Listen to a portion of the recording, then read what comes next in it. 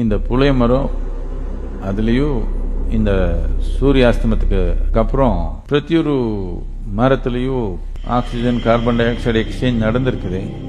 ஆனால் இந்த மரத்தில் சூரியாஸ்தமத்துக்கு அப்புறம் அந்த கார்பன் டை ஆக்சைடு தன்மை கொஞ்சம் அதிகமாக இருக்கும்.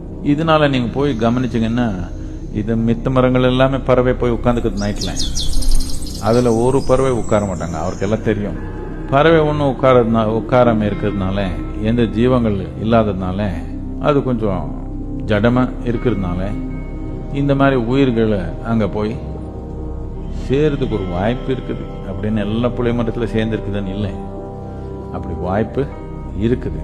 அதுலேயும் ஒரு சக்தியான ஒரு கோயில் என்ற ஒரு சக்தி இருந்தால் அதுக்கு சுத்தம் வரணும்னு அவருக்கு ஆர்வம். ஓ அப்படியே கோயில் சுத்த பேய் பிசாச்சு சேர்ந்துட்டாங்களா? அப்படி இல்லை, அவரும் உங்க மாதிரி தான், உடல் இல்லை, அவ்வளோதான். ஏதோ ஒரு இடத்துல சும்மா வாழ இருக்கணும், வாழ முடியல, இப்போ சும்மா உட்காந்துக்கணும்.